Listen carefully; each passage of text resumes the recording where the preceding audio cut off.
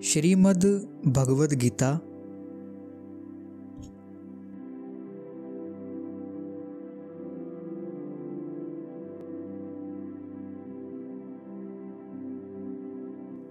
पहला अध्याय अर्जुन विषाद योग।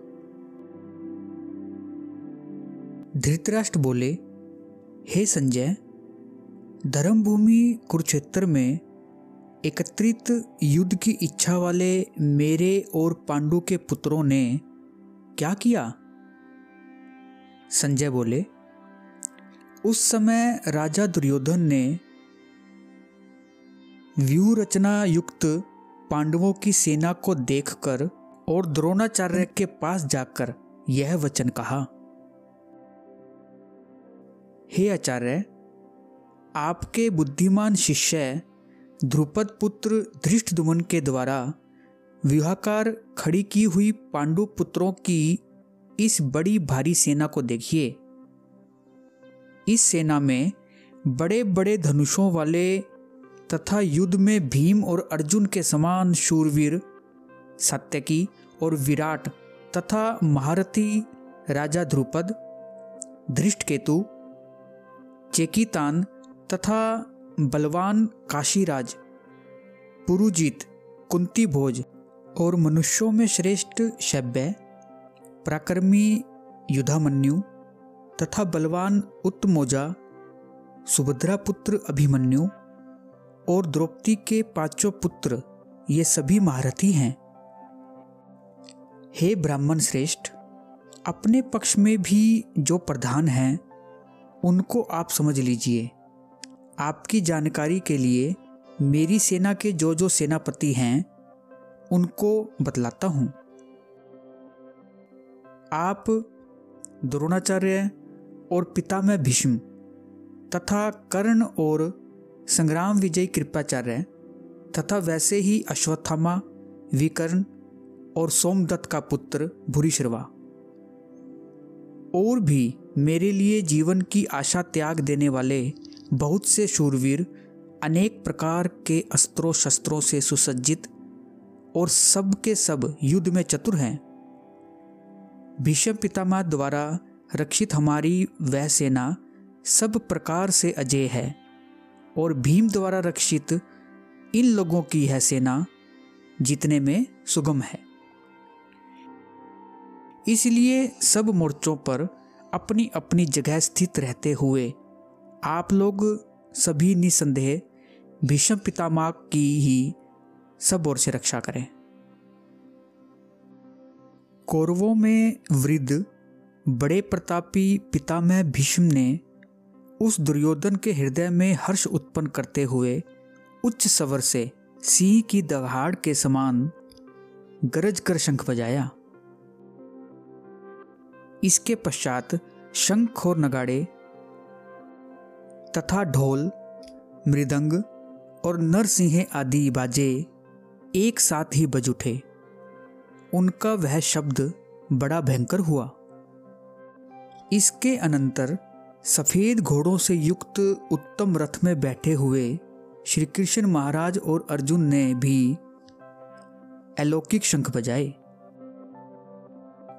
श्री कृष्ण महाराज ने पंचजन्य नामक, अर्जुन ने देवदत्त नामक और भयानक कर्म वाले भीमसेन ने पौंड्र नामक महाशंख बजाया। कुंती पुत्र राजा युधिष्ठिर ने अनंत विजय नामक और नुकुल और सहदेव ने सुघोष और मणि पुष्पक नामक शंख बजाए। श्रेष्ठ धनुष वाले काशीराज और महारथी शिखंडी और धृष्टद्युम्न तथा राजा विराट और अजेय सात्यकी, राजा द्रुपद और द्रौपदी के पांचों पुत्र और बड़ी भुजा वाले सुभद्रा पुत्र अभिमन्यु, इन सभी ने, हे राजन, सब ओर से अलग अलग शंख बजाए और उस भयानक शब्द ने आकाश और पृथ्वी को भी गुंजाते हुए धृतराष्ट्रों के अर्थात आपके पक्ष वालों के हृदय विदीर्ण कर दिए। हे राजन, इसके बाद कपिध्वज अर्जुन ने मोर्चा बांधकर डटे हुए धृतराष्ट्र संबंधियों को देखकर उस शस्त्र चलाने की तैयारी के समय धनुष उठाकर ऋषिकेश श्री कृष्ण महाराज से यह वचन कहा, हे अच्युत, मेरे रथ को दोनों सेनाओं के बीच में खड़ा कीजिए, और जब तक कि मैं युद्ध क्षेत्र में डटे हुए युद्ध के अभिलाषी इन विपक्षी योद्धाओं को भली प्रकार देख न लूं कि इस युद्ध रूप व्यापार में मुझे किन किन के साथ युद्ध करना योग्य है, तब तक उसे खड़ा रखिए। दुर्बुद्धि दुर्योधन का युद्ध में हित चाहने वाले जो ये राजा लोग इस सेना में आए हैं, इन युद्ध करने वालों को मैं देखूंगा।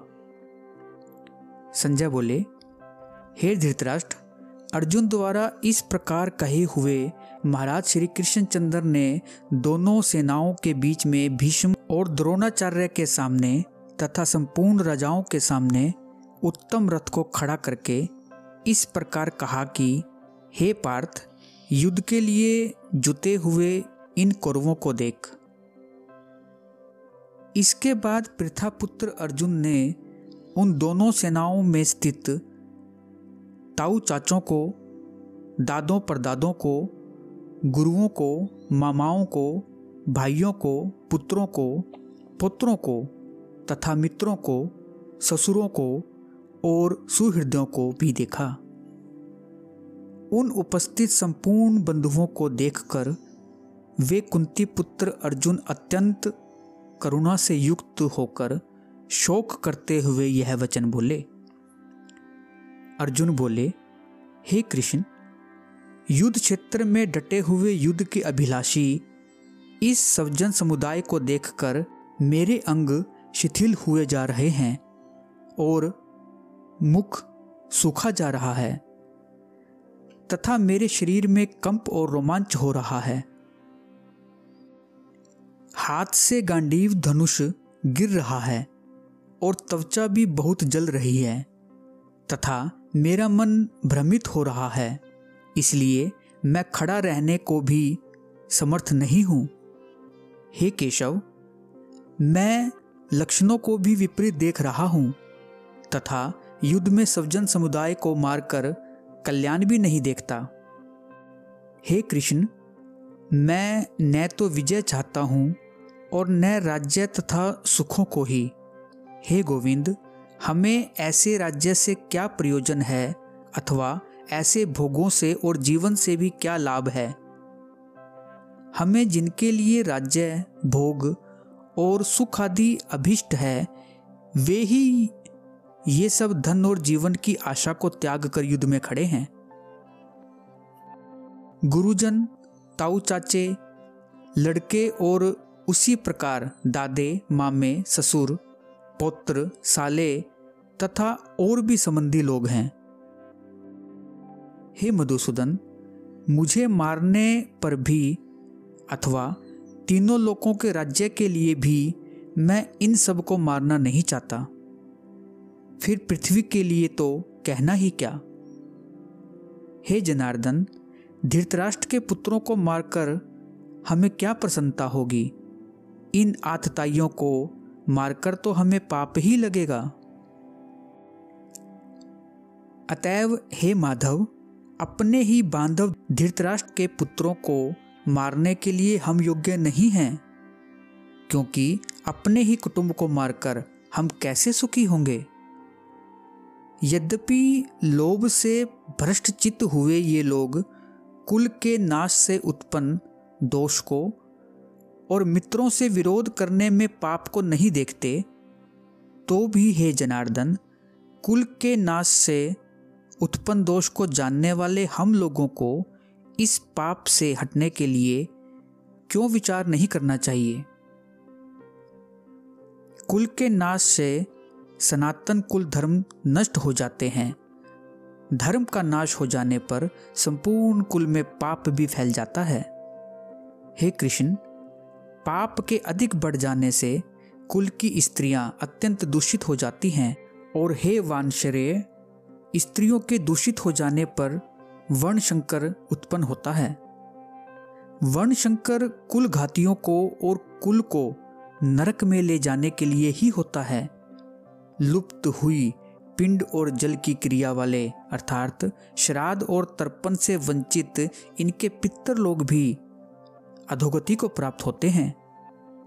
इन वर्ण संकर कारक दोषों से कुल घातियों के सनातन कुल धर्म और जाति धर्म नष्ट हो जाते हैं। हे जनार्दन, जिनका कुल धर्म नष्ट हो गया है, ऐसे मनुष्यों का अनिश्चित काल तक नरक में वास होता है, ऐसा हम सुनते आए हैं। हाँ शोक, हम लोग बुद्धिमान होकर भी महान पाप करने को तैयार हो गए हैं, जो राज्य और सुख के लोभ से सब जनों को मारने के लिए उद्यत हो गए हैं। यदि मुझ शस्त्र रहित और सामना न करने वाले को शस्त्र हाथ में लिए हुए धृतराष्ट्र के पुत्र रण में मार डालें तो वह मारना भी मेरे लिए अधिक कल्याणकारक होगा।